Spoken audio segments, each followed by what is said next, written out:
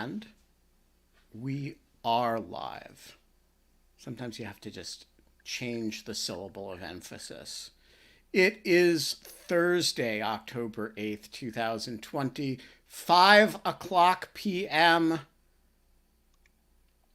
And before I turn things over to Kate for the monologue, I want to tell you all that in lieu of fun today, bore a child. The child is Lawfare Live, and we did our first Lawfare live event today, live taping of the Lawfare podcast. And we had Andrew Weissman on to talk about his new book. This is the one of the top prosecutors for Robert Mueller. We had only a modest tech disaster in the middle of the broadcast, which will not show up at all in the Twitter feed. Not in the Twitter feed, in the podcast itself. And you can now sign up, and I'm sending you the link for Lawfare Live, our special series. There is the link. You should do it now. And Kate, the monologue is yours today. I'm going to go look for our guest. Okay. I wanted to personally recommend the Lawfare Live cast because I showed up to it and Ben was wearing a suit jacket and had his ring light on and looked very it was tremendous. It was a really great I thought it was a really informative conversation. I loved it. So hi Bart, nice to see you. Hello. This, for everybody who doesn't know, is Bart Gellman, old Washington Post colleague of mine. He kind of went his way, I kind of went my way. Paths keep crossing again. It's good to see you. Good to see you, both of you. So you'll forgive me. We traditionally do a monologue. So very briefly, this one's going to be a little bit longer, but I have a story to tell about something that happened with Facebook and censorship today. And so as a lot of people who watch this might know, I had front row seat in writing about the Oversight Board, which was Facebook's attempt to create an external review board to its independent review board to itself. And a few months ago, I was informed that there was going to be this new group called the Real Oversight Board, of which one of our esteemed guests is a member. Thomas Eves is a member of the Real Oversight Board's inaugural group, as is Lawrence Tribe, as is let's see, Kara Swisher was I think one of the main people. There's a bunch of other kind of very illustrious kind of folks that have been critics of Facebook. And Carol asked me to be, Carol Cadwalader, the Guardian historian, or the Guardian reporter who broke the Cambridge Analytica story, was the mastermind behind this idea. We had a call. She asked me to be part of it. I said I couldn't because I report on this. And so, it came out, and it has had various types of kind of kerfluffles and things have happened. But it kind of rolled out officially. And then a few days after its initial meeting, Carol posted this thing on Twitter, and I'm just going to share my screen because it'll be easier just to show it. Which is this one. Yeah. So she posted this, which was because nothing says free speech quite as much as multi-billion-dollar corporation with a global monopoly getting its critics shut down and booted off the internet. And what you can't quite see is this is a trademark violation notification, because Carol had gone and registered 2 new domain names, both of which had the word Facebook in them, which then had been booted from the internet and gotten the sites taken down because they were flagged as phishing.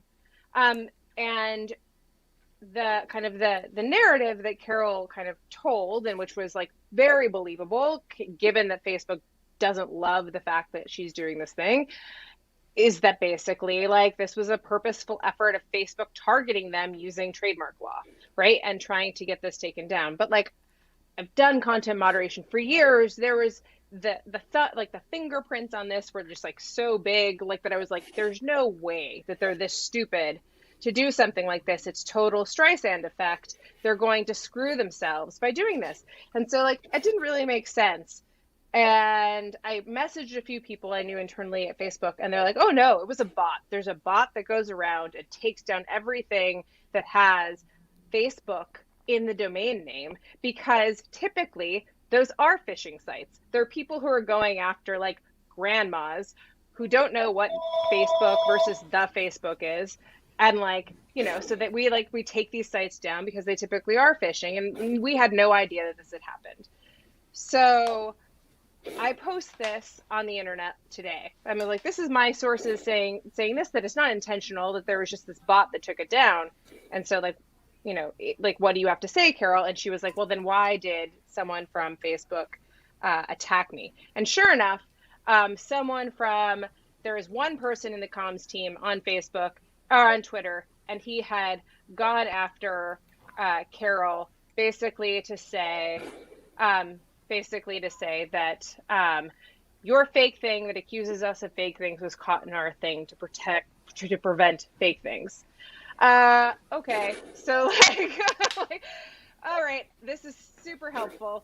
And at this point, I think that everyone is like, okay, well, that doesn't really make it seem like this wasn't something that they meant to do. Okay, I tweet this thing out. I then get messaged by a bunch of journalists who say that a very senior person at Facebook has informed them that basically had like come to them after this thing was posted and they had retweeted it by Carol and wanted this whole thing was like, what do you expect us to do with like someone taking our domain name and registering it? And the result was basically, I did a bunch of investigating, and it was the same person, the same senior official, it seems.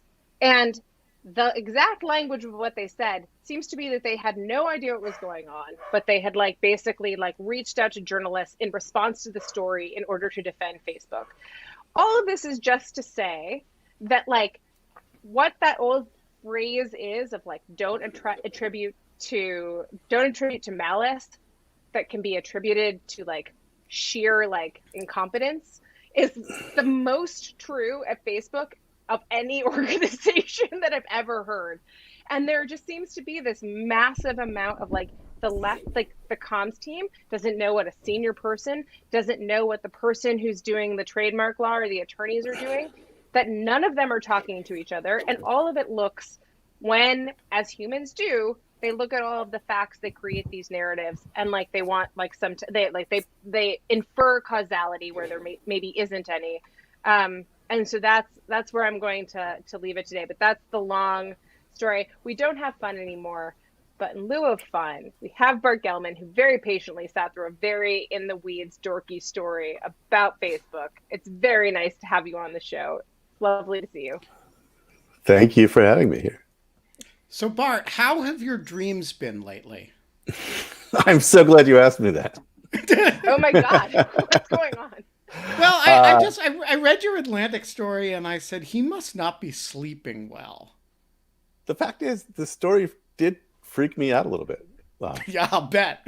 Because it started off just as a thought exercise, which is, what if you take as a given and a fact that the president is not willing to lose, that he will not concede defeat under any circumstances, that he will claim to have won, or he will claim that the election has been stolen, then what are the knock-on effects from that? And when you have a sitting president unconstrained by seemingly any boundaries, his ability to wreak damage on the post-election or sort of, mid-election process, during the period that I define as the interregnum, from election day to inauguration day, his ability to mess with that is quite considerable, and there's no obvious answer about how you stop it.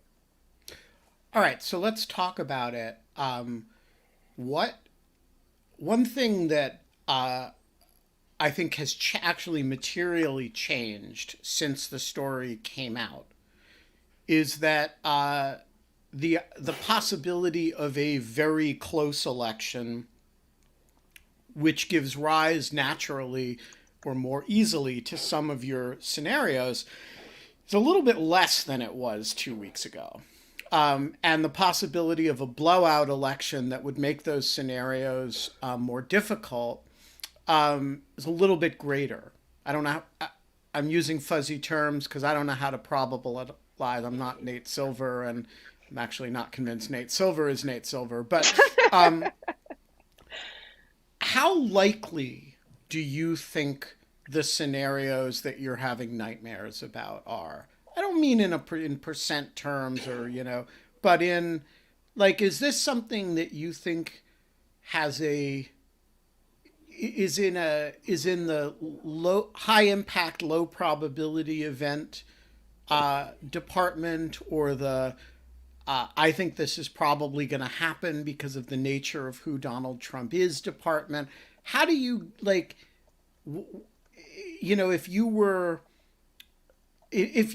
advising Joe Biden, which of course you're not, would you say you have to plan for this because this is really going to happen the way we talk about a transition? Or do you say, hey, keep your eye on this as a scary dark horse, black swan kind of possibility?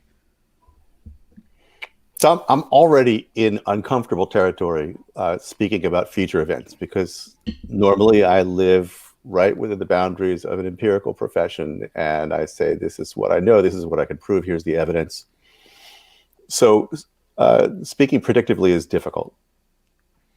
I don't think it's going to be easy to get away from some very damaging behavior by Trump that starts on election day. Even in the case that you have a blowout from Biden, and we will figure that out first, most likely in Florida. Because Florida is one of the few states that is not likely to have a long extended count. Right. They start processing their mail-in ballots as soon as they arrive, and they just run them through the machines on election day along with all the other votes. They're apparently quite efficient at that, and we can expect a lot of the result from Florida to be available on election night. If Biden wins Florida, and if the smarter people than me are right that Trump has few, if any, paths to the presidency without Florida, then in a conventional year, you would say it looks like it's just about over. You might even have networks unexpectedly willing to call the election on election night, although I doubt it, because there are so many millions of ballots that won't have been counted yet. But Trump has lots of options available to him. And just the assertion that there is fraud and chaos and vote rigging going on, and he will seize on all the normal little screw ups that happen in elections. There's always, a plumbing leak that has wet down some machines, and it's unclear whether their count is going to work. And then there's a discrepancy between the number of people who registered as voting that day and the number of votes that are counted, and somebody has to go back and recount it. I mean, there's a million small flaws in every election that he can seize upon as proof. And if he has an attorney general who's willing to go along with that, as Barr did in the ridiculous episode in Pennsylvania, wherein a few votes were accidentally discarded, and he had the U.S. attorney announce a big investigation in there in ways that are completely out of norm. If you have Barr going along with it like that, then he's going to be able to keep the count in doubt and keep lawsuits going in court and keep conversations going with allies in state legislatures run by Republicans. All right, so walk us through the mechanism of this. You have an election that the results on their face are, close-ish but clear. You have a precisely the kind of yapping about small things that don't add up to big things that you can have in any election. And you have a very grouchy president who alleged 3 million illegal votes in an election that he won, and had a commission look into it and couldn't find that. So, what's the mechanism by which you get from that kind of whiny trivia to an actual crisis, which is what your piece is about? It's only whiny trivia if you have a strong umpire who can say, quit your belly aching and go home. The game's over. I just blew the whistle. You win, you lose. That's it. It's over. We don't have that in American elections. We rely on norm-following behavior by candidates to respect the count. But if Trump denies, let's put it another way. The danger is not that Trump loses and refuses to leave. The danger is that he can create formation of a clear win or loss, that he can actually prevent the establishment of a definitive count, because he's got lawyers in court who are paid to and very good at finding ambiguity where none previously was detected, and to keep things in a state of uncertainty. And then there are the games that he can play with electors, which is to say that it's by tradition now and state law that our votes of citizens govern the electors that each state sends to the Electoral College. But the Constitution says that the state legislature can choose electors as it may wish. I believe the language is in a manner that the legislature thereof shall direct. In such manner as the legislature shall direct. Dan, it's been 20 years since 2000. It's right there in Article 2. And this is something I did not pay attention to back in 2000. It's the alternative theory of Bush v. Gore. So, the 7-vote majority in Bush v. Gore is the equal protection theory, which is quite weak. The minority theory, which is only the Chief Justice, it was the Clarence concurrent, Thomas, right? and Scalia, which is a much better opinion, by the way, is, hey, the Supreme Court of Florida changed the rules. There's an express delegation of authority in Article 2 to the legislature to make the rules. The Florida legislature made the rules. The Supreme Court altered them in the following way. Game over. And of course, it leaves out the question of what the governor's role in potentially vetoing a slate of electors would be. But it's I agree with you. If the Florida legislature stepped in, or the North Carolina or Pennsylvania legislature stepped in, it is not clear what prevents them from saying, the people have spoken, but the people are dunderheads, and we appoint the electoral slate for Kate Klonick. But that's not what they'll say. I mean, they'll go for Kate, but but that's not the way they'll put it. They will say, not that the people are dunderheads, but the voice of the people has been squelched by fraud, that the count is poisoned, that we can't tell who won anymore. The Democrats have done so much to rig this election. And we, the legislature, are going to now speak for what we take to be the will of the people. I don't think even the most enthusiastic wielders of this legislative power would want to explicitly override an acknowledged popular result. So my understanding, and admittedly I'm not an election lawyer, and my understanding of Bush v. Gore is it fully turns these determinations, as you said, over to the states, and then who among the states gets to count these ballots and all these other things are left open as an open question, right? But and kind of like where to delegate, where they should like allow their everything to be delegated. But is there any type of like is there any type of established set of norms coming out of 2000 that, like, for example, you could almost cite to as like a type of precedent if this does happen? So you could say, for example, the last time there was a contested election in 2000, like, this is what happened, and this is how we counted the ballots, and this is who made the final decision, Arkansas, and this is who made the final decision, Florida, and this is how the chain of command went. Admittedly, it is messy and not exactly like some type of like top down thing. It is a, after all, federalist system, but like I'm kind of, this seems to me like if I was a judge or I was clerking for a judge, that would be the first thing that I would say to them was like, this is what we did in 2000. Like, we should do this again. Like, what do you, I mean, like, do you think that that is like, that basically we can like that can be overcome by good lawyering on Trump's behalf?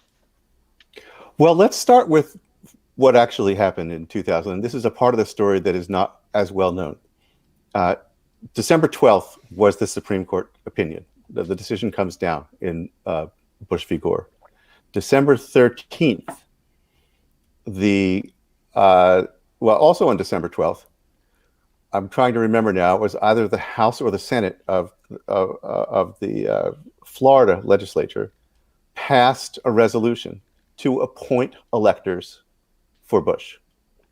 The count was still underway, but they were coming right up on the what's known as the safe harbor deadline, the deadline for the appointment of state electors so that Congress will recognize them as having been properly appointed. And the Republican-controlled legislature, one house had already voted to appoint Bush legislators. The other house had voted it out of committee, and it was coming to the floor, and it was going to vote on December 13th. There was going to be a joint resolution of by the Florida legislature by majority or a supermajority. I believe it was a simple majority, but I don't believe a supermajority was necessary, and it's unclear whether it's even subject to gubernatorial veto. It would not have been vetoed because Bush's brother was the governor. So the only thing that prevented those electors from being named that way was that Al Gore came out on the same day, the 13th, and conceded the election. And this is how we end presidential elections. It's not the Supreme Court decision that ended that election, because Gore still had constitutional options he could have pursued. He could have sought the appointment of electors. He could have fought for the electors in the Electoral College and in Congress in January. So it reminds me of the 1986 World Series. Does it? What? Sorry. The 1986 World Series. The ball went under Bill Buckner's legs in Game 6, and everyone thinks that he lost the series. But actually, there was a Game 7 that Red Sox also lost. And so, like, there was, like, a whole nother thing that happened. But no one remembers that part of it. They just remember this big moment that, like, sorry. Anyways, tangent. Well, so you had an alternate history here that came really close to happening, was that there would have been a fight in the Electoral College, which Gore would have challenged those electors in Congress. And the person that the electors are sent to, that the certificates of ascertainment that appoint the electors are sent to the president of the Senate, who was Al Gore. And in this case is Mike Pence. And then it's up to Congress, meeting jointly, to decide which of the competing slates of electors to accept as the valid electors for a given state, if any, because Congress can also decide that none of the electors will count in cases where they're disputed.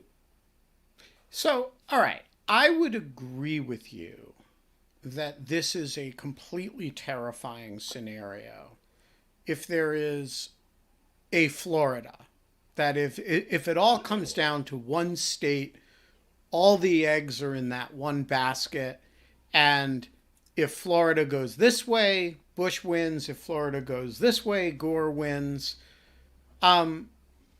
But when I look at the polls today, I'm thinking the president would have to swing 4 to 5 states. Now, that obviously could change in a heartbeat. And we're not looking at a situation where anything's stable.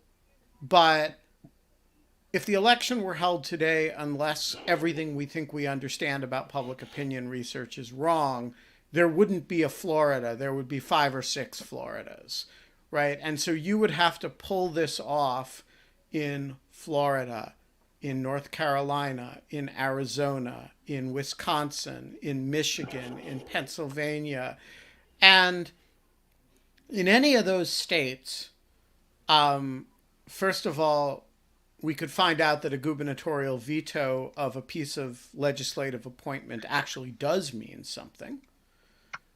We could have a few Republicans get cold feet in one or the other houses because, overturning the expressed will of the people based on trivia. It seems impolite.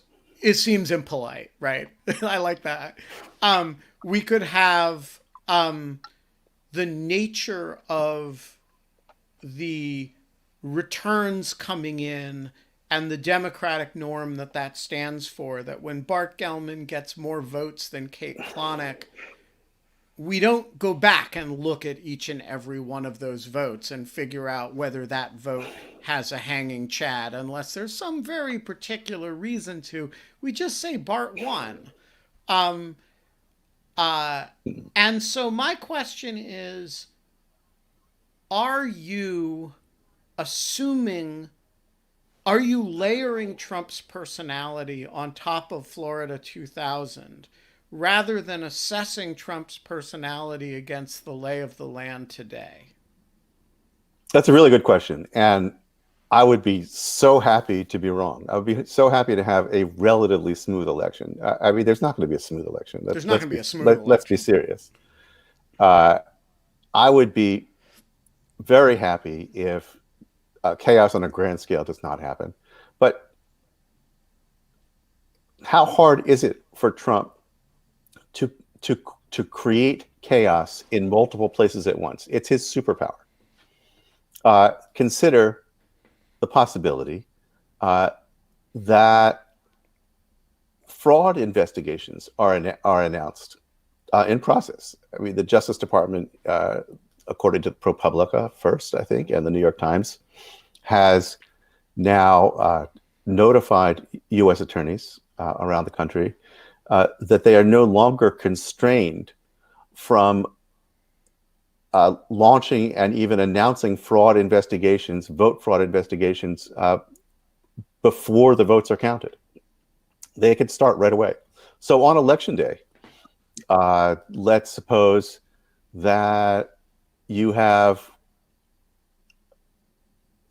Postal Inspection Service people seizing mail ballots as evidence, and vote counts stopped under the jurisdiction of an investigative committee that the Pennsylvania legislature just established, for example. And you have seeming authorities, you have valid authorities like the United States Attorney General, or like a lawfully constituted legislative committee in Pennsylvania, who are calling a halt to proceedings, who are actually preventing the counting of ballots. And meanwhile, the president is out disputing the ballot count all over the place. I don't know. I fear that an incumbent who's willing to exploit all the powers of his office has more powers than we can dismiss, even if the election is not very close. I think so. That is a deep and wise and important statement, irrespective of its application to this situation, right? So, Susan Hennessy and I wrote a whole book about this, which yes, you did. We assume the presidency means X because, presidents have behaved X way because presidents have behaved X way because presidents have behaved X way. But what if you have somebody who just honey badgers it and doesn't give a shit and actually not just uses the power, but just doesn't feel constrained by any of those sort of systemic restraints that arise from the force of people having done things a certain way. And I think in the interregnum period, that becomes an extremely dangerous possibility. So, Esther, the floor is yours. Hi, everybody. I guess I'm curious about individual states. If there's some, you've already mentioned Florida, if there are others that concern you, some more than others. I live in North Carolina. We had unconstitutional legislative districts for many years. It feels like we live in an illegal state. Voting's already underway. 2 Republican Board of Election members have resigned because they made agreements the Republican Party didn't like. I've already voted, and we're allowed to cure our ballots, but now they're all being put aside if they need curing because it's still in the courts. So looks like a mess. What other states, I'm assuming North Carolina is one of them, do you think might be a big cause for concern on election night? It depends a lot on individual state law and personalities and so forth, and I'm not so sure. For example, if the issue is whether the legislature can directly appoint electors after the votes are already underway, state law will have something to say about that. The Electoral Count Act, which is how Congress is the recipe for Congress to resolve disputes over the count of presidential electors, favors electors that are chosen by a process that was already in place before the election. So if state law says we choose electors by voting for them by popular vote, then the presumption is that's the regular way to do it. But there's also a provision for failure to choose electors by popular vote. And again, if the Republican side says this process has failed to produce a legitimate winner because it's riven by fraud and the count is hopelessly mired in and unclear and stretching on and so on, then maybe the legislature can get around that. I don't know whether they're willing to get around it. I would like to see reporters talking to state party leaders around the country and seeing if we can get them on record about whether they're going to respect the results of the popular vote or try to cut it off. I mean, this is something that you'd like to see some organization happening in advance because doing it when the time comes, things will be moving fast. Great transition to Lauren Roberts' question, which is on precisely this subject.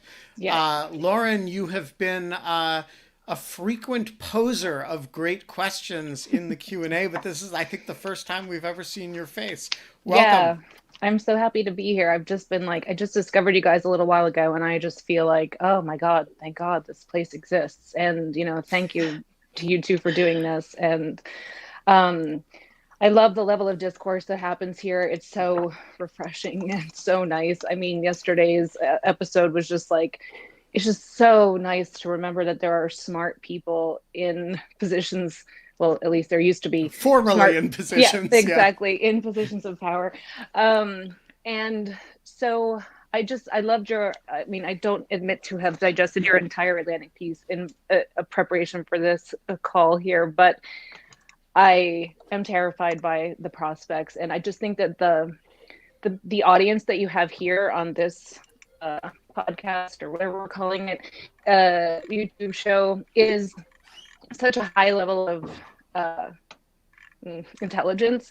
So I know in your piece you advised we take agency, and I think that's obviously like a huge part of, just in general what we need to do. But how would you advise people that have, perhaps like a lot of us are former lawyers, or we are current lawyers, or we are academics? I mean, people just have a high level of capacity in this audience here. Is there anything that you can give us sort of for specific recommendations? I see sort of like 3 time periods that we'll have to cover between now and the election, between the election and then the safe harbor day, and then the safe harbor day and the final count day. So if we kind of like break it into 3 buckets of time that we have, I mean, I just really also want to ask Ben and Kate, like, sort of what can we do? Like, I feel like coming here and hanging out is awesome, but like I have this real desire to operate at a higher level of my intellectual capacity and do something useful with that, instead of just like opining on Twitter and rage tweeting about things. So anyway, thank you. So let's do the part of that question that's directed to Bart now, and let's do the part of this question that's directed to Kate and me on Saturday, when we do the Just Us Just show. Us. Come back and let's talk about that, because I actually think there's a lot to talk about there. So Bart, what's the when you say taking agency, what do you mean? Well, first of all, it's really odd for me, and not in my wheelhouse at all, to be advising readers what to do. It's something I've never done before. It felt awkward, and it also felt necessary in the moment. And the truth is, my editor said I was making her want to jump off a bridge, and she said I got to give the readers something, some idea what to do about this. And so I don't feel qualified to tell everyone, let alone everyone, what to do. But I think about it this way: just think of what is your connection to the election? What is your connection to a network of people or to any of the institutions at issue? And so I say in the article, if you are anywhere in the military chain of command, please do remind yourself that you have an obligation to disobey unlawful orders. If you are a civil servant, this will be the time, above all times, when we're going to need you to do the right thing when you're asked to do the wrong thing. If you're a mayor or a member of city council or someone in the police hierarchy in a medium-sized city, think about how you're going to protect the vote. Think about what threats might come this year that you haven't seen in a long time or ever in your jurisdiction, of outsiders coming in on election day trying to disrupt the vote. And what's the best way to prevent that or to respond to that? I mean, if you're a lawyer, you might want to see whether the state party of your choice needs volunteer lawyers to start researching things.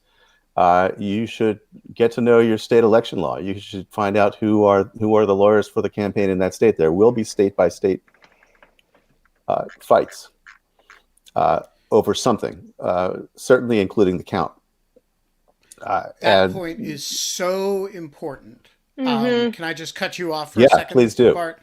So this is a totally different game if it's played in Michigan than if it's played in Florida, than if it's played in North Carolina. So all of us are conditioned by Florida here, because in Florida there's this system where you have a recount. At least this was the system in 2000, and please forgive me because I'm working off of 20 years of memory here.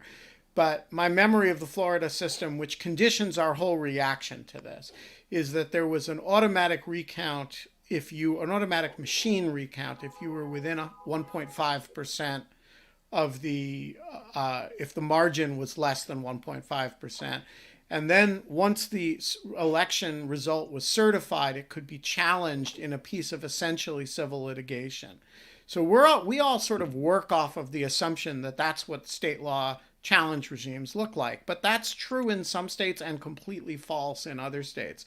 I had a very good conversation with Scott Anderson on the Lawfare podcast, just kind of going through some of the different state regimes. They're radically different from one another. And so if this situation arises in North Carolina, which has a specific law allowing the appointment of delegates, of electors by the legislature, it's a different game than if it shows up because of the main, isolated district where there is no such provision. So, you can have a contested environment under any system, but the way it plays out varies a lot. And the first line of defense here is whatever the state law happens to be. So if you're an attorney in X state, and particularly if X state is one of the states that we don't know for sure how it's going to vote, familiarize yourself with the challenge procedures, with the counting procedures, with the electoral law of your state. I couldn't agree more with Bart. I mean, I just want to say really quickly that, like, as Nate Persley has pointed out, and as Rick Pildes pointed out when they came on the show, that that there is also one other thing that might be more the first line of defense, even, which is that you're a poll watcher, and at some point there is a high potential that would become super relevant if votes get challenged, or if votes at a certain polling place get challenged, and that there are certain places like Pennsylvania that have a need for 3,000 poll watchers. At least they did it 2 months ago. And so I don't know if they've filled those, but basically they need volunteers to do these types of things. And that's something for sure that people can do. Yeah. I mean, there's one other thing I wanted to mention, and it sounds crazy to me when I hear myself say it, but if we are concerned about the possibility of extra constitutional events, and I am concerned about that, then there may come a time when people need to come out in the way that people do when faced by unlawful extra constitutional events around the world, which is public protest.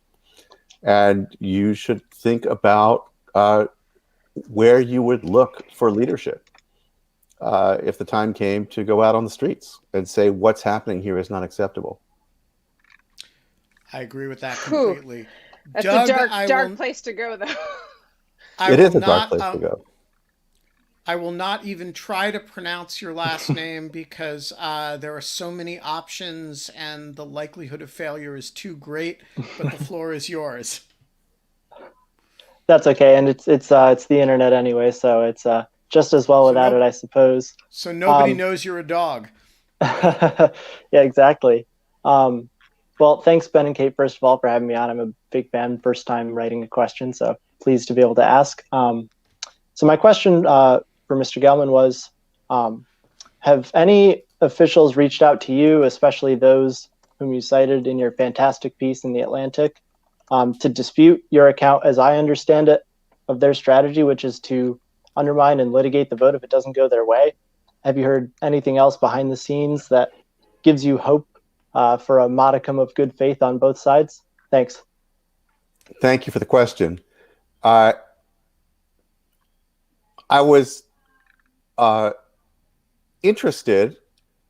I thought it was noteworthy and somewhat distressing that the Trump campaign did not bother to deny the account in my story. I mean, we gave them very specific questions about litigation strategies and whether they were discussing. I don't say that they are planning or intending to try to go around the popular vote and have states appoint electors. I said that they're discussing it, which they are. But the Trump campaign did not bother even to address those points, which surprised me a little bit. They are happy to own the fact that they are intensely litigating this election and have been for the past year in something like 41 states. And in general, they have tried to make voting harder in these lawsuits. They're about whether mail-in votes will count, under what circumstances, what days and hours they can be received, they can be counted. It's all the usual fights with a special emphasis on mail-in ballots this year. I quoted two Pennsylvania's sort of senior Republicans on the record in the piece with respect to talking about appointment of the electors, and they said they'd been taken out of context and that they didn't mean this and they meant that. They were kind of vague about what was out of context. I'm very comfortable that I understood them quite well in context. But they did not say in response to the story. If I were a Republican member of the Pennsylvania legislature, after your story came out, I would have issued a press release like within an hour that said the will of the voters in Pennsylvania will be the will of the majority of voters in Pennsylvania will be respected. If the voters of Pennsylvania vote for Joe Biden will electors pledged to Joe Biden will be appointed by the state of Pennsylvania. I didn't see anybody do that, which I did think was a somewhat, I don't alarm easily, but I did think was a somewhat unnerving validation of the premise of your piece, at least as regards the legislature of Pennsylvania. The response is that they want a quick and accurate count. They want a clean result that expresses the will of the people on election night. That happens to be Trump's. That's the nicest way to clean up Trump's desire as well, that he wants an election night result. And it happens to be inconsistent with Pennsylvania law as it is currently in force, right? There is no way we're getting a result out of Pennsylvania. A Pennsylvania result on election night. Right, because there will be on the order of 2 to 4 million mail-in ballots in Pennsylvania. Pennsylvania law does not allow election officials to start to examine the envelopes and open them before election day. They'll be pouring in, literally by the millions, before the election. And to process them, you have to examine the outside of the envelope, compare a signature, make sure that the barcode scans and the address is correct and the name of the voter is correct. You have to tear open that envelope, flatten out the inside inner ballot, unseal the inner ballot, then run the card through the machine. Most of that processing can be done before election day without counting the ballots. And if it takes any substantial fraction of a minute to do each one properly, you can imagine the backlog. It's going to be many days minimum before Pennsylvania can count its ballots. And do you have a sense? I mean, I think Pennsylvania is one of the states with the highest likelihood of a significant blue shift. That is, election night is going to look relatively good for the president. And then as those votes get counted, you're going to have a massive shift in whether it's enough to put Biden over the top is a different question.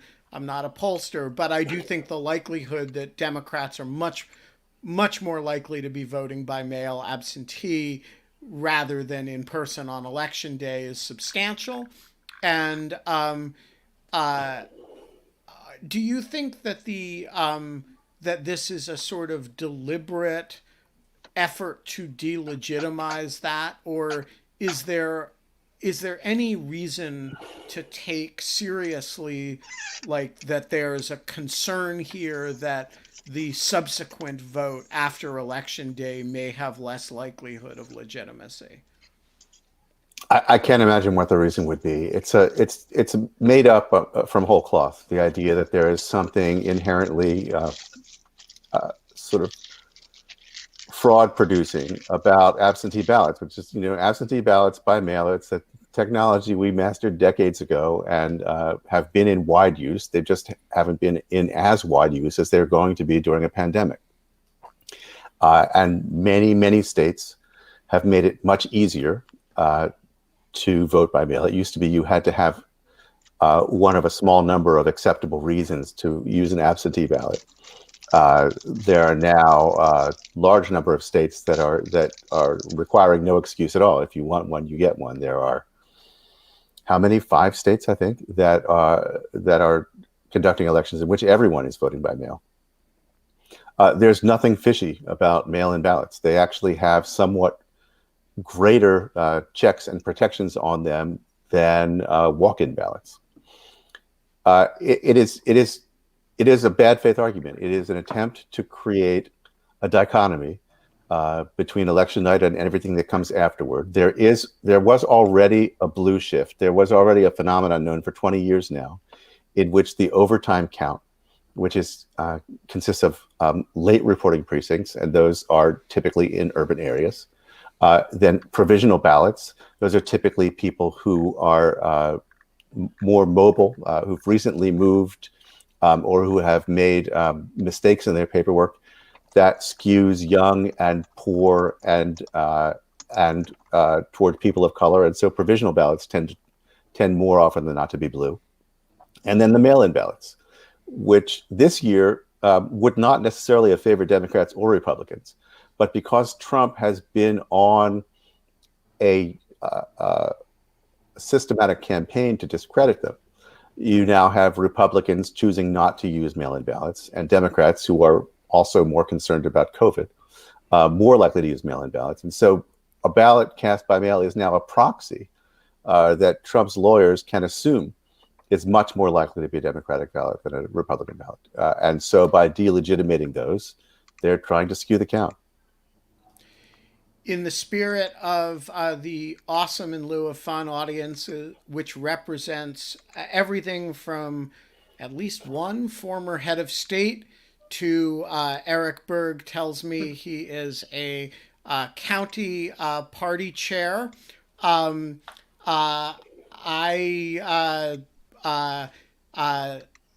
Eric has a question. In his capacity as a county party chairman, which county and which party are you a chair of? I'm the chair of the Ada County Democrats, which is the county that Boise, Idaho is located in Treasure Valley.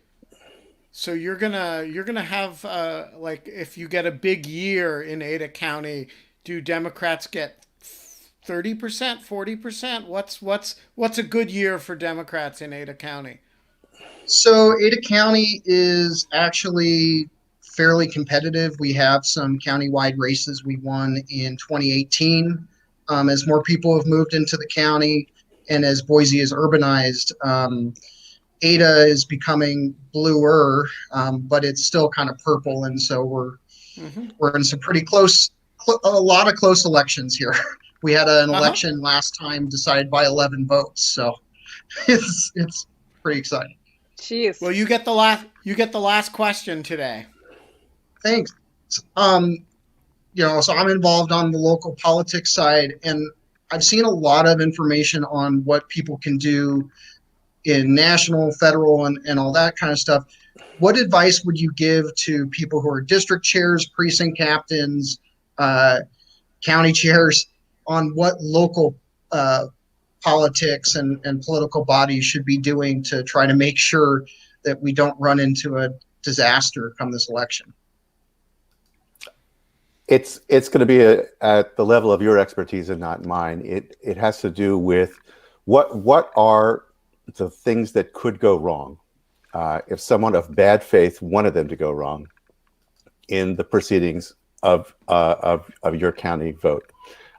If somebody wanted to mess with the vote on voting day, if someone wanted to mess with the count, if someone wanted to find something very, very picky that's wrong with the way the blank ballots are stored or the counted ballots are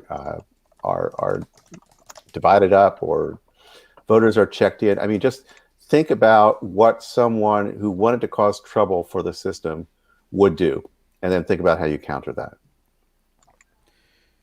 Bart Gellman, you're a great American. It's good to see your face. Was the last time I saw you in California at Stanford? Good God, I think it might have been at that Hoover meeting. Yeah, it was a while back, which is also, I think, the meeting at which I met Kate. Really? Yeah. Bart was there with Daphna. Oh, nice. It's a really it's a really intriguing piece. Even if it does not come to pass, it is not wrong. And that is important because I think the likelihood is that it will not come to pass. And there will be these recriminations after. I'm knocking wood here. After imagine Biden wins in a substantial victory and Trump does not concede defeat, but de facto concedes defeat, and leaves office, and there will be this round of Bart Gellman alarmist, got it radically wrong, and those recriminations will be wrong. The piece is accurate in its concern, and the concern is not a certainty of the eventuality, just as it is. I am concerned about malaria when I go to certain countries. Not that I travel these days or have ever been concerned about malaria, but that doesn't mean I'm necessarily going to get malaria. It's very, these are issues that I've worked on over the years, and that for my sins I know well. There is nothing, despite what some people have said, there is nothing irresponsible or unduly alarmist about this piece. It is a reflection of a chaotic and highly disparate power distribution in the presidential election system, combined with a chaotic personality who, as they say in The Onion, is a beastly minotaur whom no chains can bind. Kate, who is our guest for tomorrow? Tomorrow is Jack Bulkin, and he's going to be talking about a piece that he recently published about the court packing. We will be back then, and that will be 23 hours and 4 minutes from now. We are ending a little bit early because I got to go to a Zoom book party for a different Jack Goldsmith and Bob Bauer in 4 minutes, 3 minutes. So until then, we don't have fun anymore, but we do have nightmares about electoral, I don't know. Shenanigans. Bart, Chaos. Great to see you. Chaos, doom, and we'll see you tomorrow. Bye, Bart. Take care. It was great Nice